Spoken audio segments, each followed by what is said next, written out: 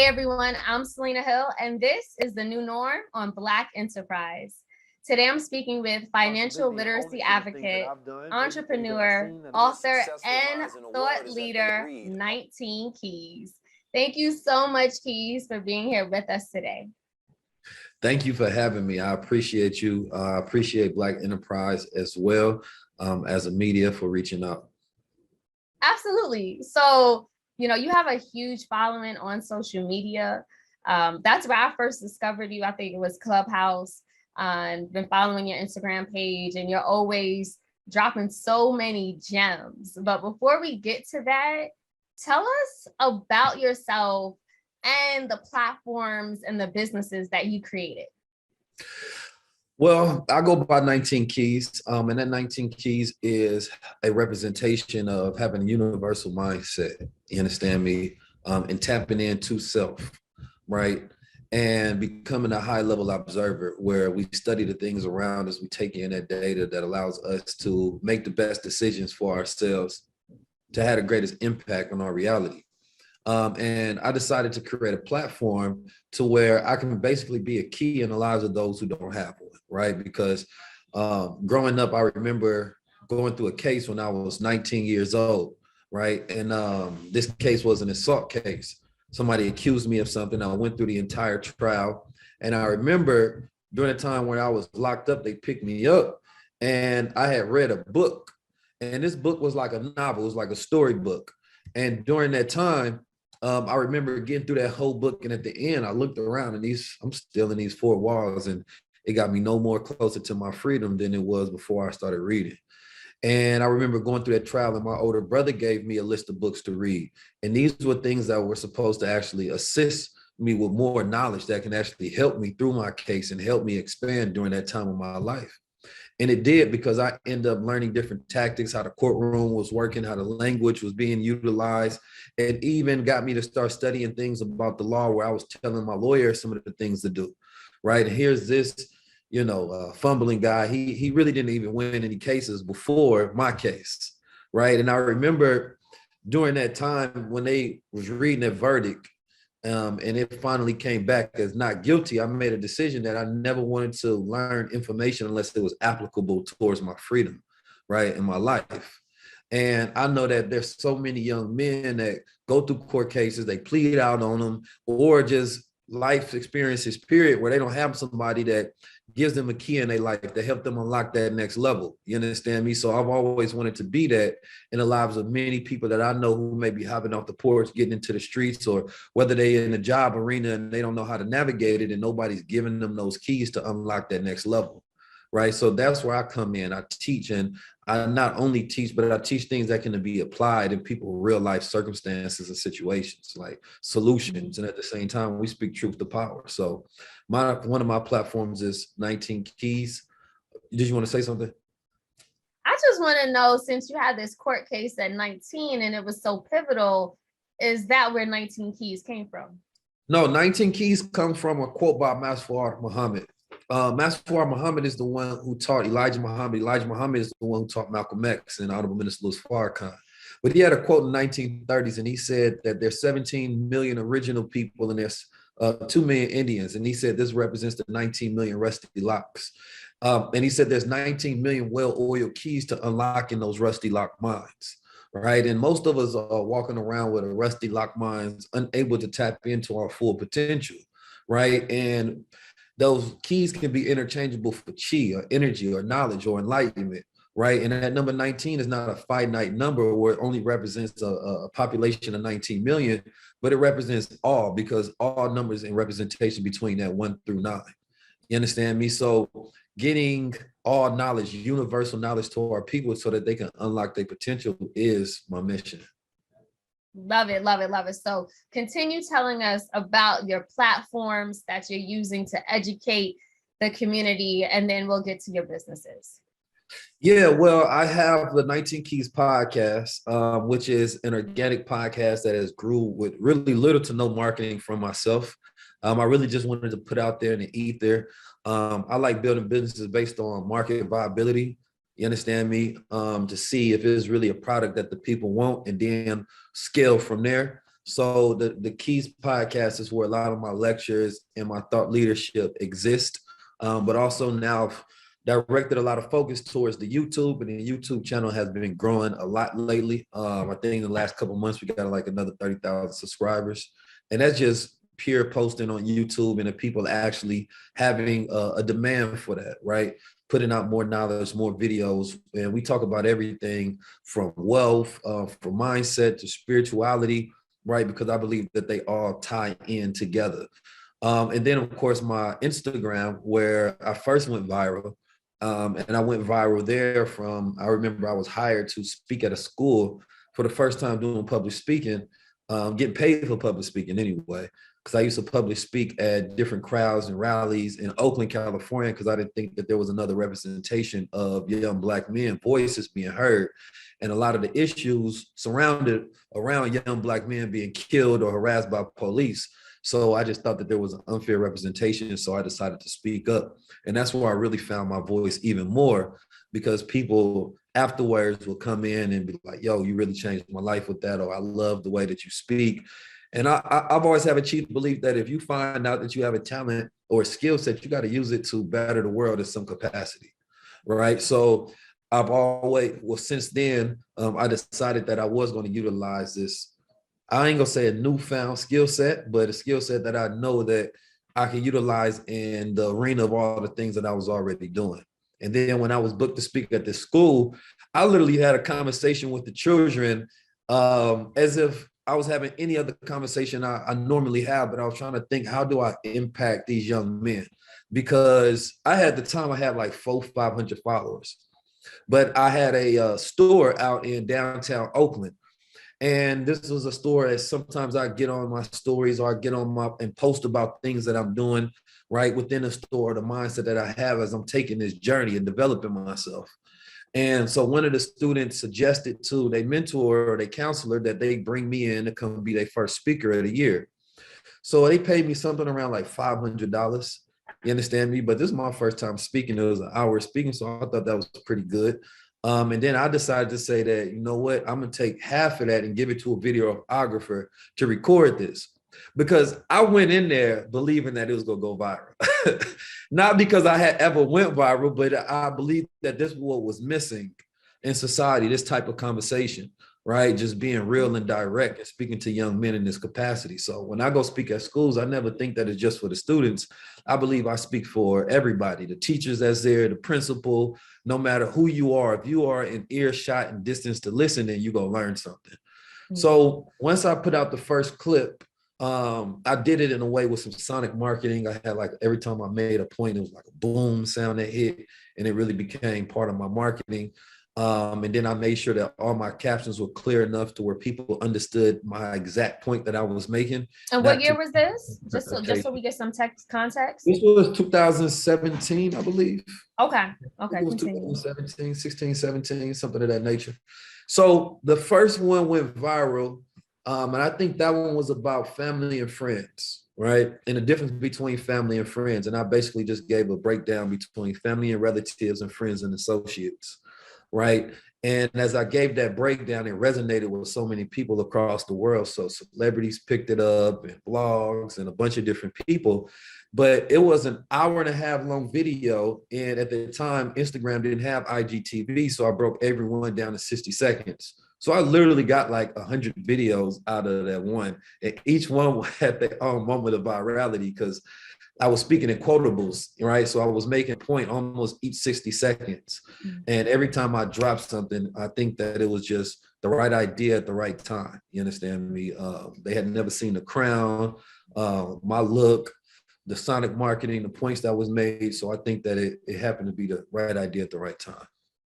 I love how intentional you are and how cognizant you are of marketing, branding, image, while you're distributing such raw knowledge and intellect, right? I think that, to your point, that's what really has been so phenomenal about the things that you create, because we normally don't see the two mesh, especially in someone your age who looks like you and presents like you. Like I watched one of your videos where you said you often get mistaken as a rapper because the jewelry, the change, and just like, and then when people find out you're a thought leader, they're all like really taken back. So you were that intentional about creating this viral image or this, this digital brand from early on?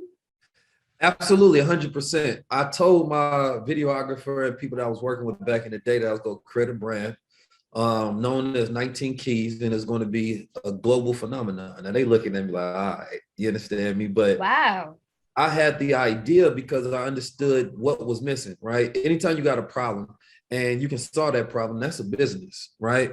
So I understood branding because I had studied psychology, I studied neuromarketing, I studied social media before I got on it, right? Anytime I get into anything, I got to impregnate my mind with it first. You understand me? Then give birth to it later. And so I knew that what was missing surely was that you got high level information, but the aesthetic of it wasn't given in a high level capacity, right? And so a lot of times when I go look for consciousness on the internet or wherever I find it, it looks low budget at the same time because there was not enough attention paid to the details of the aesthetic and the design. And design thinking, it creates interaction for what you're trying to present. So if I look back at the Black Panthers, one of the reasons they were so successful because Emory Davis was the artist behind it, and he created propaganda to where people was able to absorb the message for themselves, and it allowed them to take the message as their own. And same thing with Honorable Elijah Muhammad. He had his crowns. He brought the Black people in America at that time. He told them to change their name, become clean shaven, wear a suit, a red bow tie, white shirt, right? He gave them a uniform, right? And it created a whole design for that culture. And you go through any revolutionaries from Che Guevara to Marcus Garvey, right? All of them have different uniforms and different presentations that come along with it. So I think that most of our revolutions are lazy, right? Is that we don't design them in that capacity for them to be successful. So we have the right message, but we don't have the right design around that message for people to interact with it as their own. Absolutely. So again, I mean, I should have expected nothing but bars, nothing but gems. There's so many places I could go from here, but I want to, before we get into the financial literacy, because you have a lot of knowledge on what and how Black people can obtain generational wealth. I want to talk about your businesses and how you've been able to build your wealth, right? You said, I think you describe yourself as a serial entrepreneur. Can you talk about, and I know you talk about a lot of family business, can you talk about some of the businesses and the entrepreneurial ventures that you own? So one of the businesses that I have as a family business is Goldwater, and Goldwater is a supplement company, right? Where we have high-end nootropics, things that are for the brain and the body.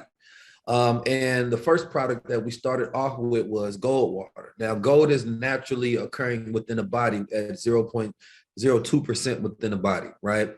And scientists say that the reason we have it in the body for anti-inflammatory and also electrifying the nerve endings within the cells within our body, right? Making us more electrical. And this is something that the ancient Egyptians understood and studied as well. And also something that is utilized even today, right, in hospitals and in certain techniques and surgeries, right, whether it's for cancer or tumor research, they actually utilize colloidal gold. And gold, like our bottles, this little small bottle right here, we have larger bottles. And basically, it helps people with many different things. We get all kind of testimonials.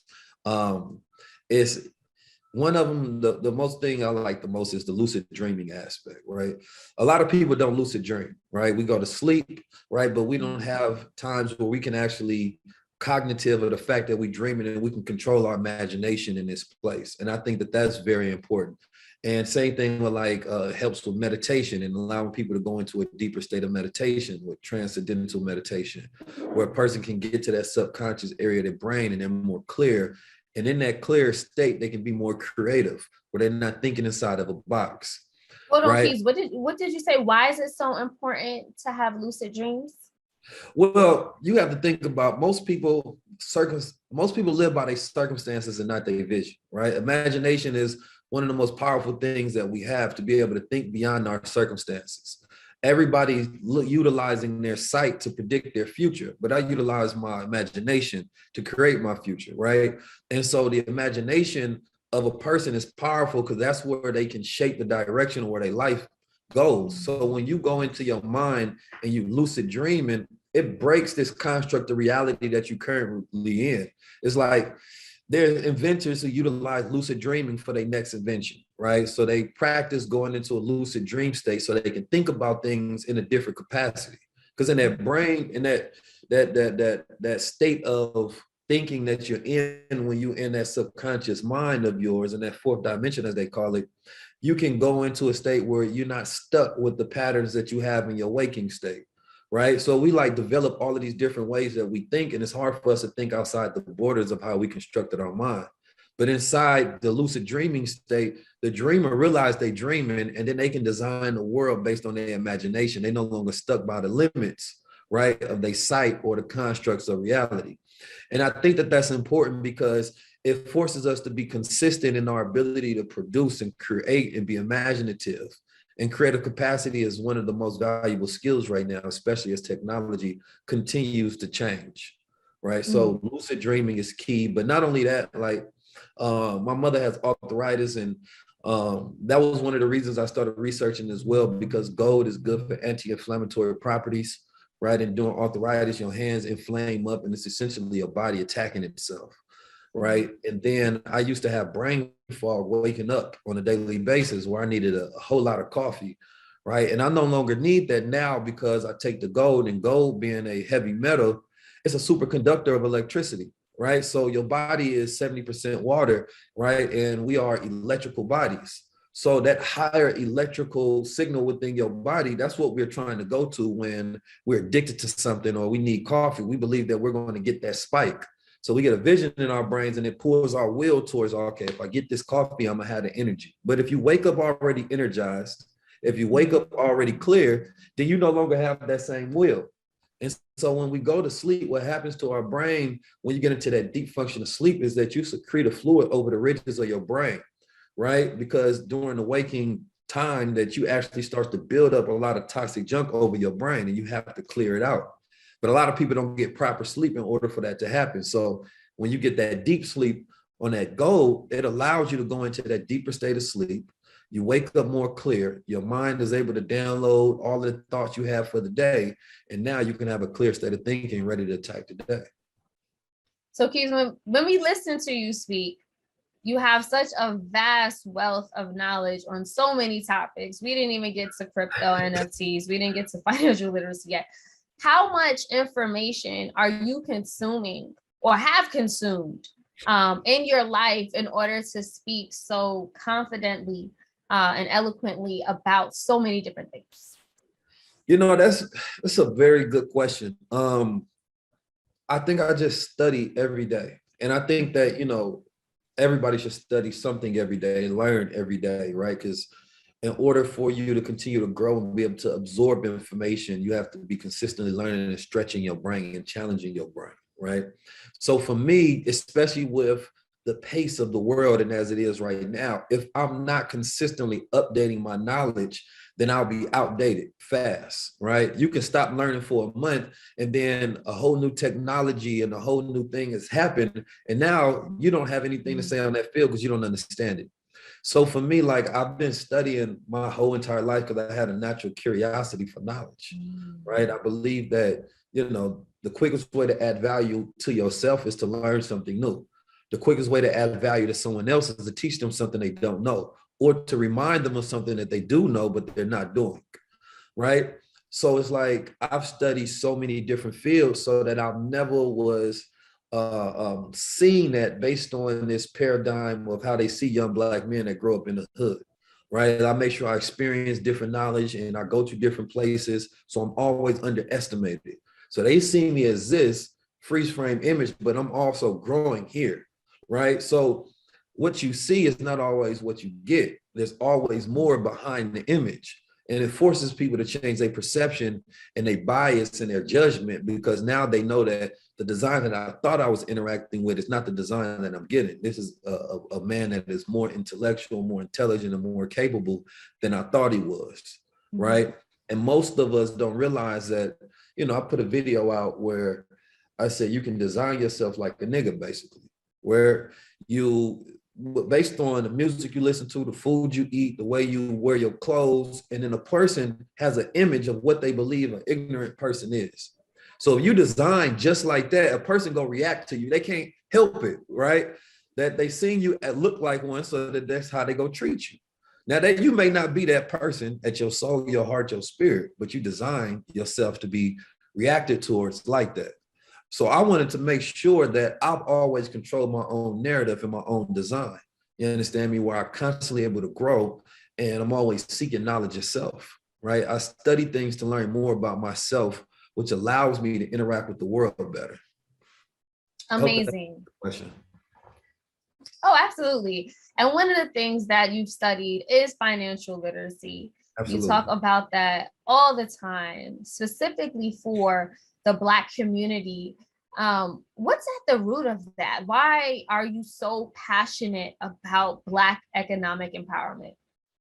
Well, it's interesting. They put out the study that Black people have $1.6 trillion spending power, but they said that our net worth is decreasing, right? And right up there behind me, I have it where, your net worth is based on your assets, your income, your debt, right? And where you have your assets greatly outweigh your liabilities, right? That's when you have wealth and your income and your net worth starts to grow. So we've always had a large spending power, our ability to take economic opportunities and wealth opportunities, but we've never had the education, right, or the habits to do so. Now, I created a program a couple of years back called the Wealth Standard.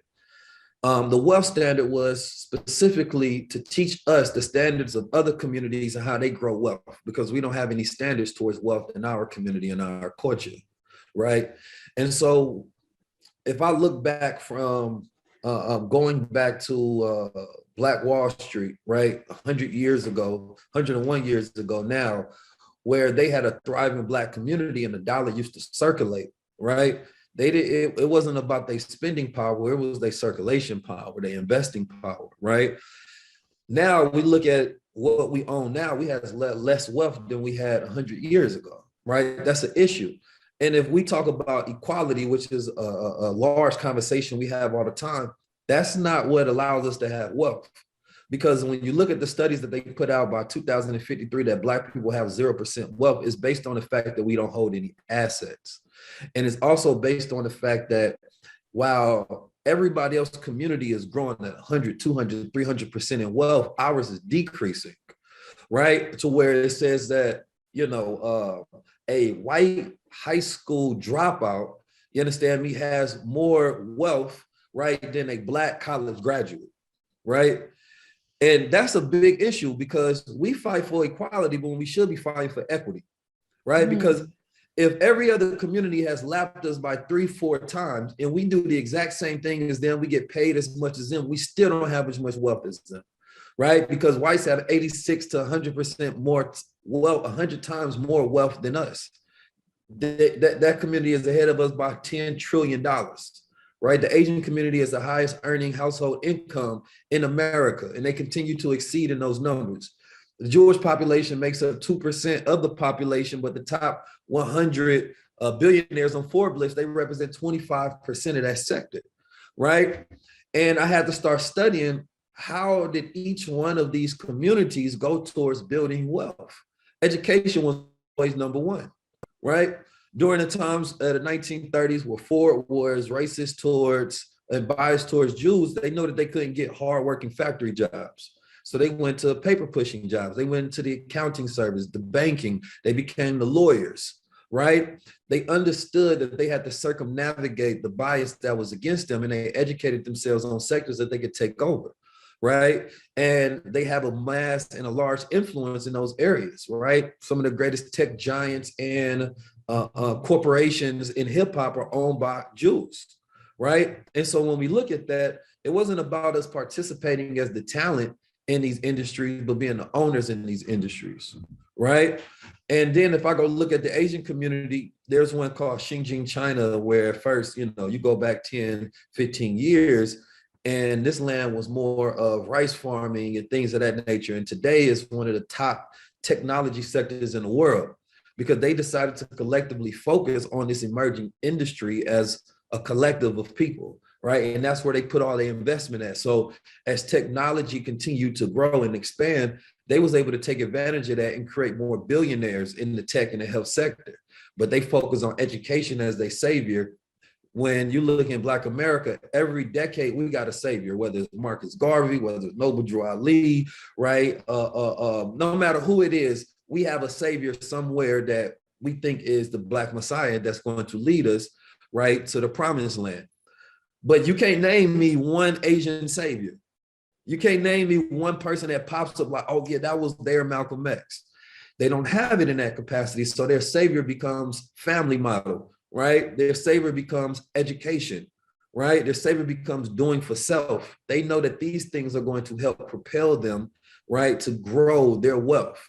So I know for a fact that, right, by 2053, if we look at the statistical model that they throwing at us, it's only gonna come true if we believe it and we don't change our habits and we don't educate ourselves. So I knew that getting into this sector, especially when COVID happened, that we have what they call a mental myopia, right? A mental myopia of the eyes is when you can't see well, right? You can't see that far. As the long distance is blurry, but a mental myopia of the mind is when you can't think that far, right? So we stuck on the emergency, we stuck on the survival, we stuck on the issues of racism, the oppression, and discrimination.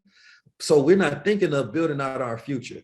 We're not thinking about the vision of long-term investing and setting up a trust, right? And the S Corp and how to structure our family so that we can actually have our family names that represent industries. The same way the richest family in America is the Walton family, and they sell products. Their last name represents industry, right? So when we study our ancestors, they understood economics, right?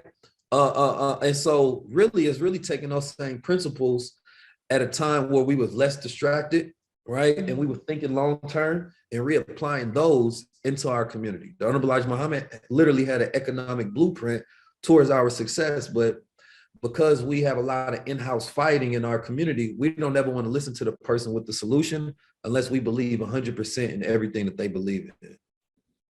Yeah, no, that's really, really powerful. The question I want to ask you is about Black economic empowerment, which you see as the foundation of Black liberation. But Absolutely. On the other side, people will say, well, that just sounds like Black capitalism, and capitalism at its core is oppressive. Why do you think that economics is the foundation of our liberation when we know how bad capitalism really is in its nature? Well, you go back post-segregation, right? Before Martin Luther King had his dream, you understand me? And you go look at the schoolhouses that we had where we was able to educate ourselves, right? Our education system was better when we was educating ourselves. The school teachers, the class sizes were smaller. The school teachers knew the students. They would go to their houses, right? And it was really built to reproduce genius in our community and creativity in our community, right? And in a lot of different ways, when before even the boycott of the buses, we had our own bus system. So the ancestors, they boycotted the bus system for 100+ days. But at the same time, we're supposed to take all that collective energy and go support our own bus line so that we can own our own, right?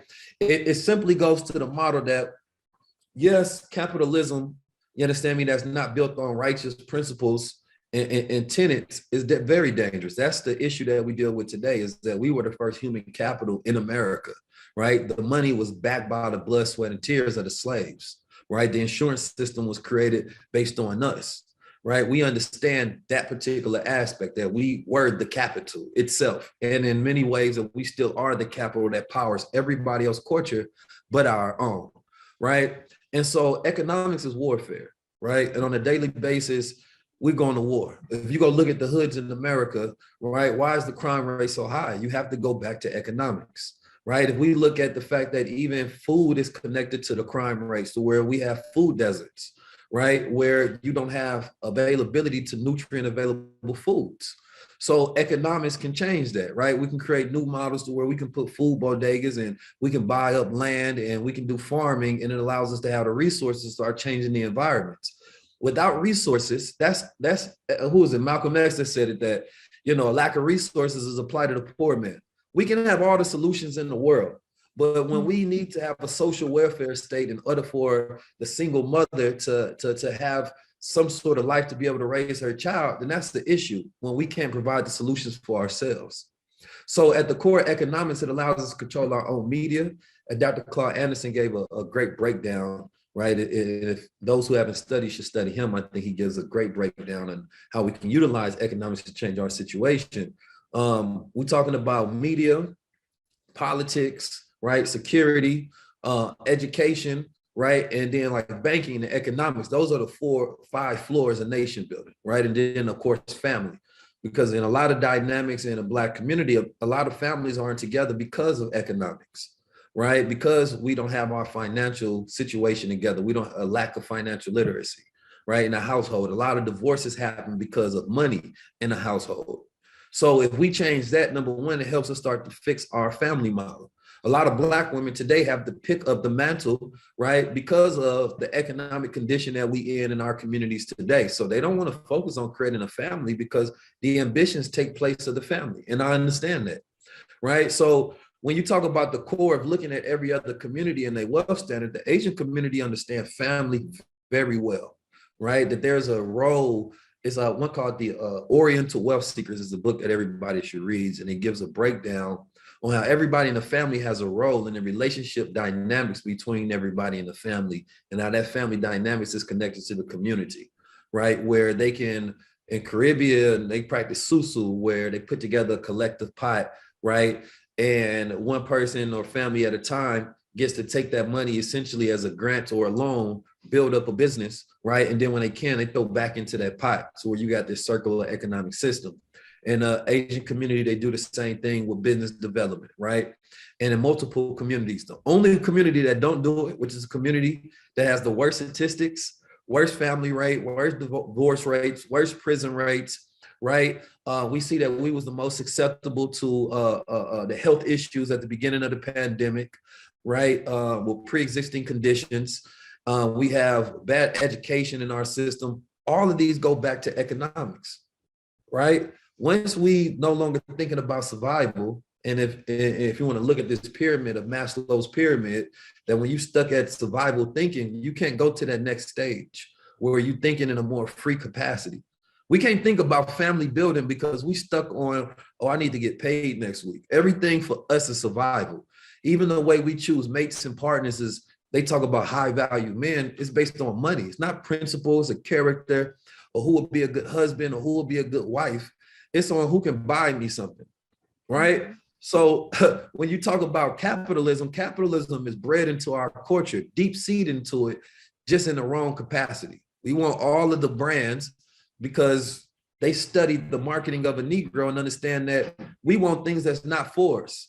We want things that they make inspirational. So they know for a fact that if they market something as if it's not for a Black person, it's going to make us want it.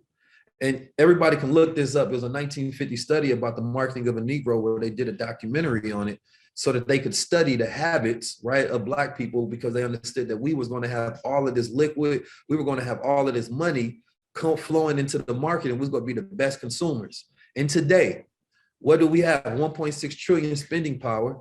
And if it's spending and we're not the producers, that means that it was successful and our money goes to every other culture, while we complain about whether capitalism is right for us or not.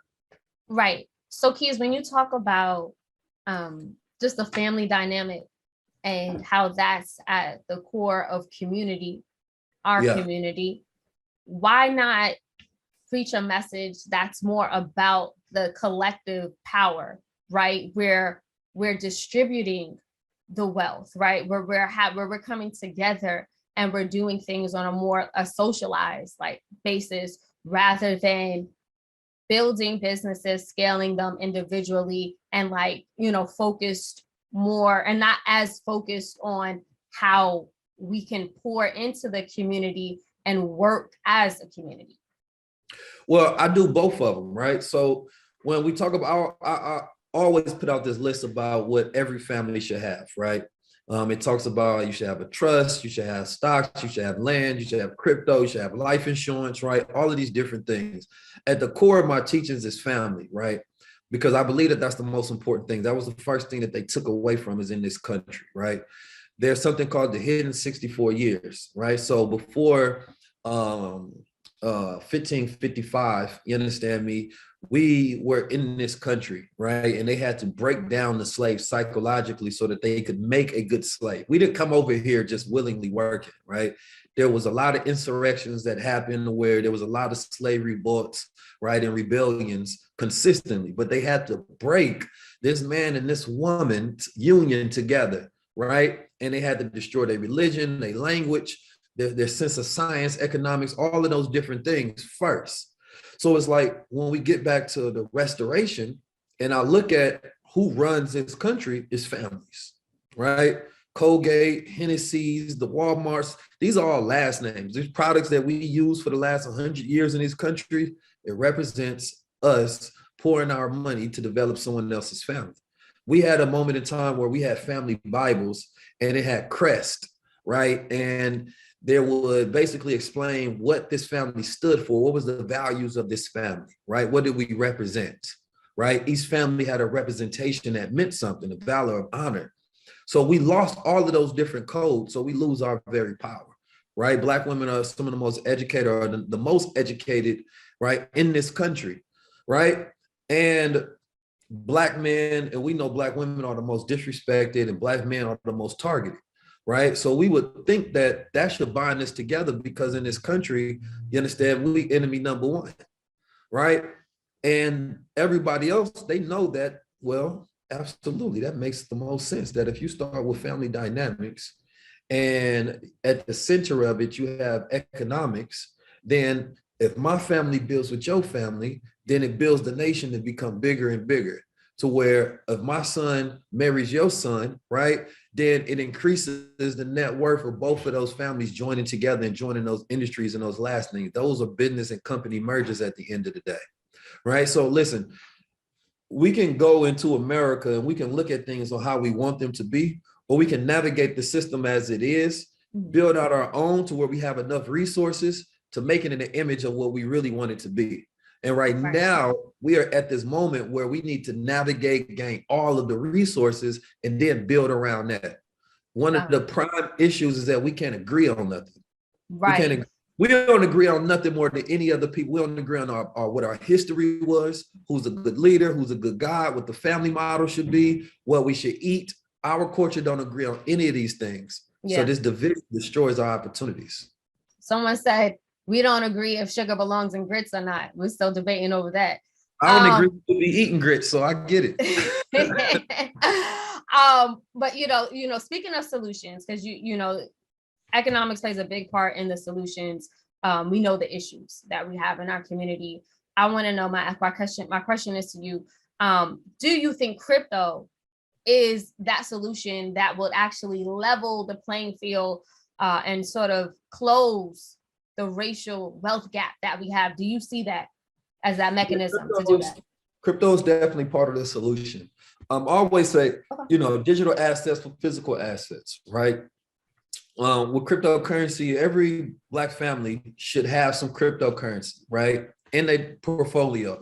One of the most successful hedge fund managers in the world is Ray Dalio, right? He manages the largest hedge fund in the world. And I remember at first for years, he was adamant against crypto, right? Calling it worthless, blah, blah, blah. But now when you hear him speak about it, his stance has changed. That no, he says, I own crypto now. That yes, it is a portfolio hedger.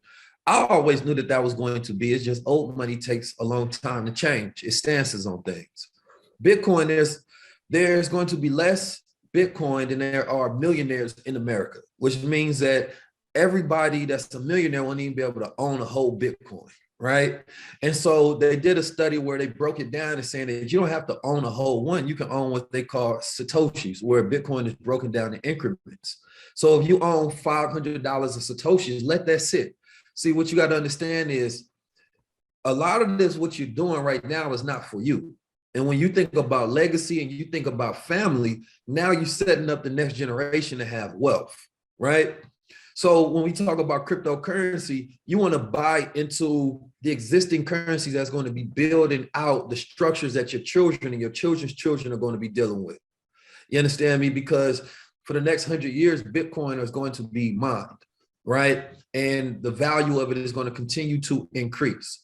So if we say that Black people have 0% wealth in 2053, specifically based on the fact we hold no assets, well, if I can get every Black family to start taking 10 or 20 or 30%, right, of their earned income monthly and start investing into crypto, start investing into gold, right? These are two things that ain't going nowhere, right? Crypto is still being measured by the gold standard based on its value. Buying stocks, right? We're looking at historically what families do in order to build wealth.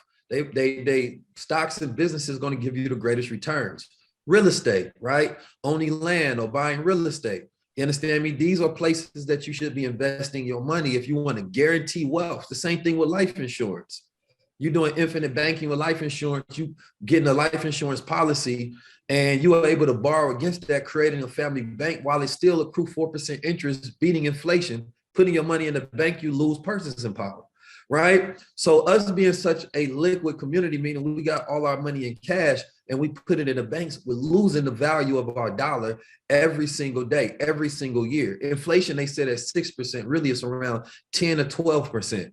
The prices of all of our essential goods are going up. Poultry and milk and all of these different things are continuing to rise. So as the prices of things inflate and the dollar, the purchasing power of the dollar goes down, then the value of our net worth continues to decrease and our spending power decreases at the same time. So we want to park our money in things that are storeholds of value. You understand me? Number one, like I said, life insurance, land, gold, crypto, right? And then of course, bigger than crypto is just the whole infrastructure of the blockchain itself with NFTs and, metaverse and things of that nature, where you are investing in the infrastructures that will be built out. Because if I own Bitcoin now and I'm not trying to ever sell it, right? Instead, I just let it sit there, and now my child or my children's children inherit that with a greater value. Their purchasing power with that Bitcoin is going to be even greater than mine. It's going to beat inflation. It's going to beat the S&P 500, right? Every single year. So now I'm guaranteed that they have some sort of wealth. They have some assets. And then the education allows us to beat out the debt. I know you asked about crypto, but I'll be going, but absolutely, yes. Cryptocurrency, whether it's Bitcoin, Ethereum, Solana, looking into the gaming cryptos. That's what I teach. I teach tokenomics, to where you learn how to actually understand cryptocurrency, how to create a list to where you can audit, to where you can go find it. And I have a very powerful, engaged community to where we study these things together, give each other signals, right, to where we can balance out our portfolios over time. Amazing, amazing. And another thing before we let you go that you've been speaking about, or just a hot topic that I think everyone's talking about, is NFTs. I think there's still a lot of mystery around it. What advice would you give Black people when it comes to investing in NFTs? Is there something in particular that you would ask them, or advise them to do? First, number one, I would say IPO. That IPO is intellectual property opportunities. This is what I call my IPO. And this is what NFTs allow us to do, is to take our intellectual property and get it funded, essentially. So number one, I believe in IP more than anything. Like, you should create projects, right? The best investment that you can ever make on this planet Earth, y'all write this down. The ticker is SELF. You understand me? It's your goddamn self. Excuse my language. Right? But you have to invest in self. So before we go look at how can I take my money and put it into everybody else, first think about how can I take my money and put it into myself, right? Put some projects out there on the blockchain. So how do you do that? The first thing you need to do in this space is to get educated, whether you're going to get a YouTube university education, whether you going to listen to my podcast or EYL or somebody else, or you getting a paid education that comes along with the community and consistent updates. You have to get educated, because the return on that education is going to be 100 to 1,000% for the rest of your life. Because now you got a new skill set that can buy your assets, right? But if you don't get educated, you're most likely going to lose more money than you gain, because you don't understand the space, right? And that's the danger of sometimes getting a free education that a lot of times is outdated, right? The paid education comes along with updates. Well, the market last year is not the same market this year. So you may go and buy a project, and OpenSea is one of the biggest platforms for NFTs right now.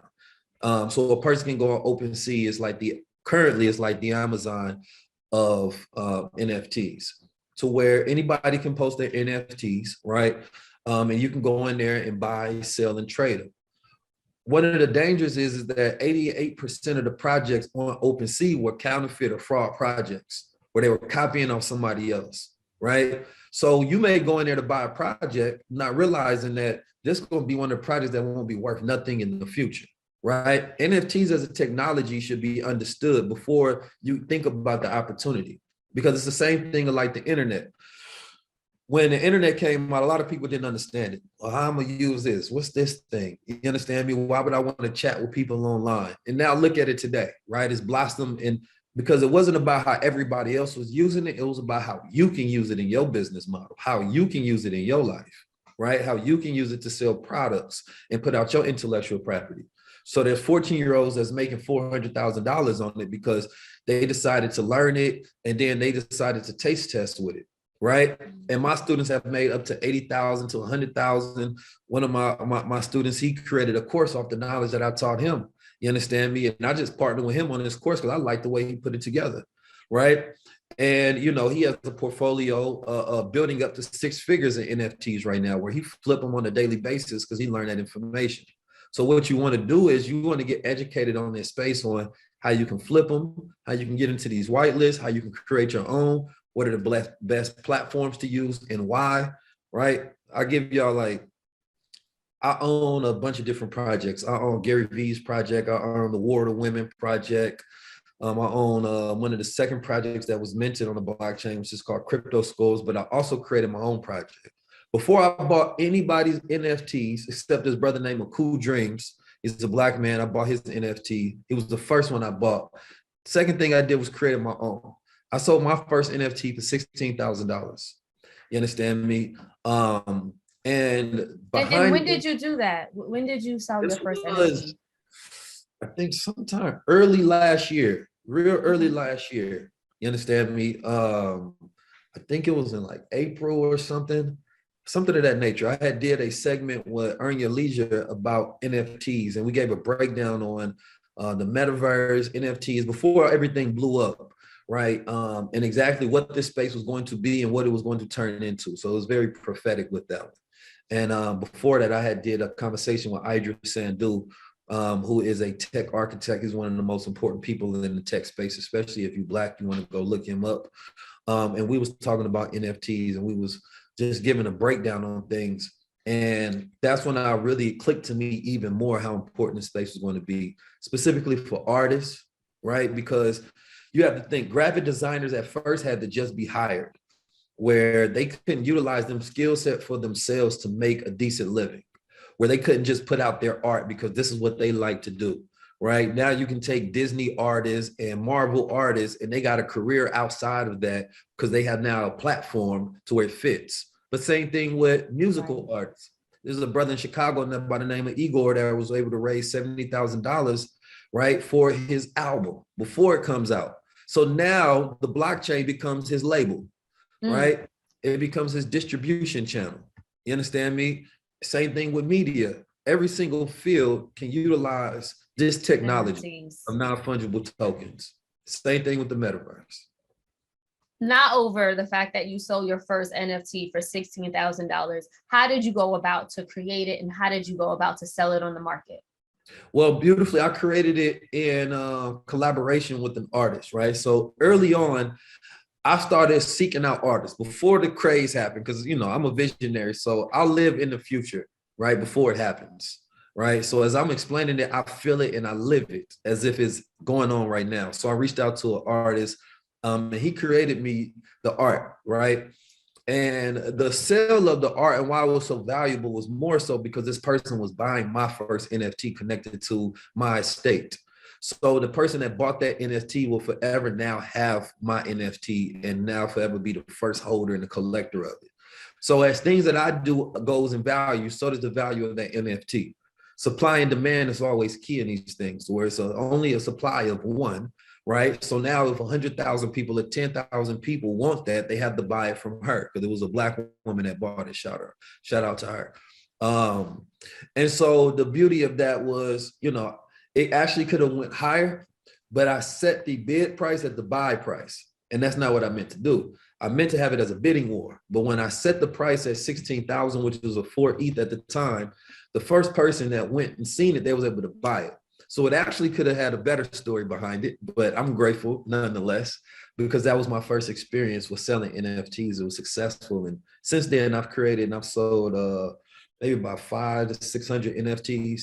You understand me? And I've done 6 figures in the space already. So I plan on doing 7 figures and I plan on teaching people and creating hundreds of Black projects on the blockchain with real value behind it, right? Because my current NFT project, you actually get access to my community, my courses, different events, consultations, a multitude of different things, and a lot of our merchandise and wearable technology we have coming out.